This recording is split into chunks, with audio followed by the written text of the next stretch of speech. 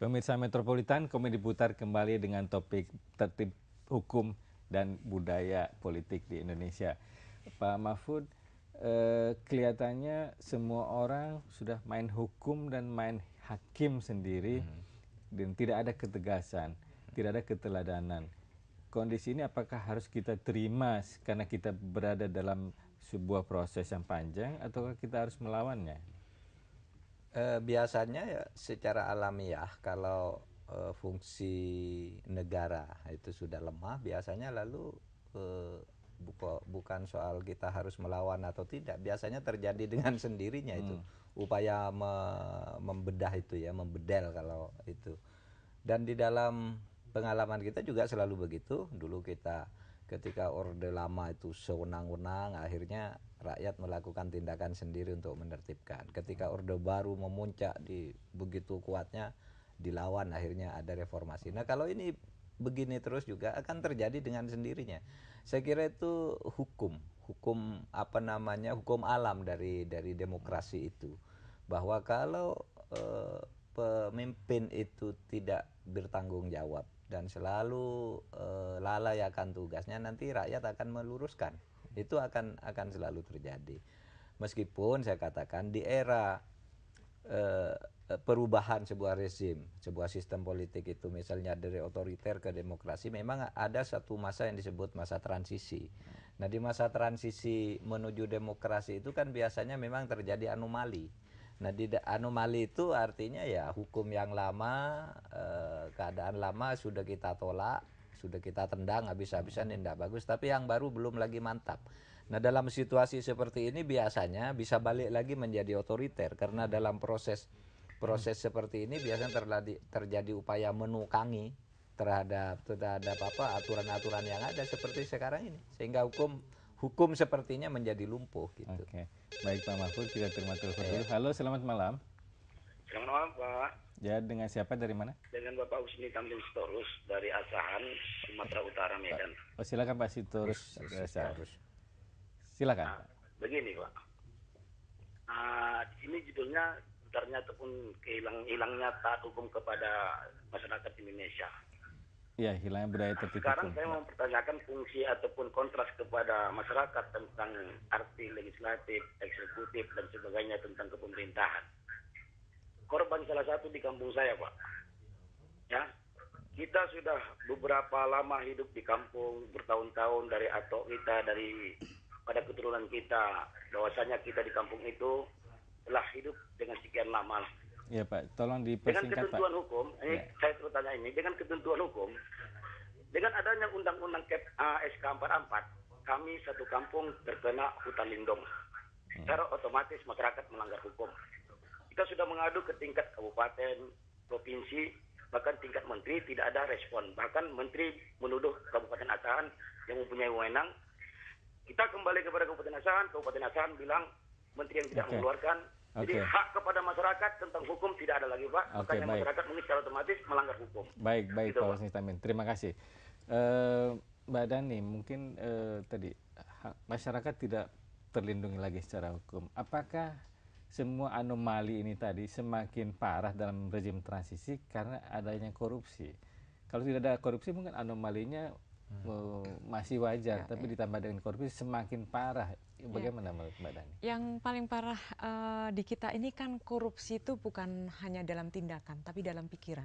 Jadi ketika kita bicara soal korupsi, itu jangan hanya sekedar membayangkan kita sedang merampok uang rakyat sekian miliar, triliun dan sebagainya, tetapi ada juga moral koruptif dalam diri kita. Nah inilah yang justru paling berbahaya. Dan kalau jargon-jargon penguasa kan selalu bilang kalau misalkan habis dilantik menjadi pejabat, jabatan itu adalah amanah. Padahal di ujung amanah itu adalah banyak tabu-tabu yang tidak boleh dilakukan.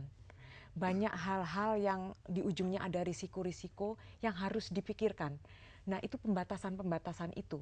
Nah saya lebih senang kalau misalkan ini Pak, MUI itu mengharamkan hal-hal yang tabu-tabu itu yang nggak boleh dilakukan oleh penguasa gitu, ketimbang perokok atau apa. Ini sekedar ini selingan aja. Tetapi yang ingin saya katakan adalah jabatan penguasa itu tidak bisa, harus dilihat sebagai risiko, harus dilihat sebagai hal yang bukan gula-gula yang kita kemudian hanya menikmati manisnya saja, tetapi ada hal yang isinya adalah pertanggungjawaban kita ke rakyat. Nah, yang kedua, rakyat juga harus dimobilisasi untuk memikirkan bahwa ini bukan sekedar urusan lembaga-lembaga pengawas formal, ini bukan sekedar urusan NGO yang sering mengontrol dan mengkritik pemerintah, tetapi ini adalah juga bagian tanggung jawab dari rakyat. Pembiaran oleh rakyat ini yang hanya kita sekedar mengutuki, kemudian mengeluh dan sebagainya, ini juga bagian dari pembiaran, ini kemudian jadi semakin masif. Jadi ini di satu sisi pengusaha dituntut untuk mempertanggungjawabkan amanah yang diberikan kepada dia, di satu sisi publik bersama-sama mengontrol secara ketat pemerintah yang sedang diberikan amanahnya. Media saya pikir juga mempunyai budayanya sendiri. Dia juga harus membangkitkan moralitas publik ini secara terus-menerus. Oke, jadi solusi untuk mengatasi krisis ini adalah publik harus memberdayakan dirinya mengontrol. Betul. Dan satu lagi, Mas, ini yang fakta sekarang yang memprihatinkan. Tadi kita sudah bicara dengan Pak Mahfud bahwa ini maraknya kekerasan. Saya pikir kekerasan ini adalah problem tersendiri di Indonesia. Bagaimana kita sekarang mempermasalahkan bagaimana pluralisme itu kita baca dan kita implementasikan. Oke, baik. Pak Mahfud, mungkin sebagai penutup, kira-kira apa solusinya nih untuk mengatasi masalah budaya tertib hukum, tertib politik yang terlanggar ini? Apakah kita harus pesimis atau harus optimistis jawaban dari Anda? Kalau saya bisa optimis dengan catatan kita mempunyai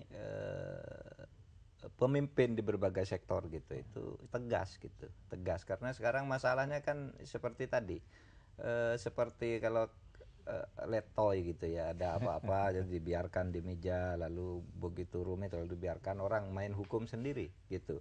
Itulah sebabnya tadi Mbak Dani itu mengatakan korupsi itu jangan dibayangkan hanya orang mengambil uang negara. Saya membedakan korupsi itu ada korupsi konvensional dan non konvensional. Yang konvensional itu mengambil uang negara secara melawan hukum kan gitu, memperkaya diri sendiri, itu konvensional hukum. Tapi dari yang non konvensional sikap-sikap keseharian sebagai pejabat. Misalnya itu sederhana sekali orang yang bersikap korupsi tetapi tidak korupsi dalam arti konvensional. Misalnya terlalu arogan dengan jabatannya, terlalu protokoler, misalnya merasa tidak dihormati kalau tidak dijemput orang banyak, kalau gitu tidak ya. kaya, kalau tidak glamor di dalam setiap acara harus dihambut dengan mewah gitu. Bahkan saya dengar masih ada tuh pejabat-pejabat yang kalau ke daerah marah kepada gubernur, marah kepada bupati misalnya hanya karena dijemput dengan mobil kijang misalnya. Mintanya mobilnya yang mewah gitu dan dengan iring-iringan yang ramai. Nah itu sebenarnya bagian dari korupsi. Yang orang seperti ini kalau punya kesempatan korupsi uang, kalau tidak dikira tidak ketahuan dia akan melakukan itu.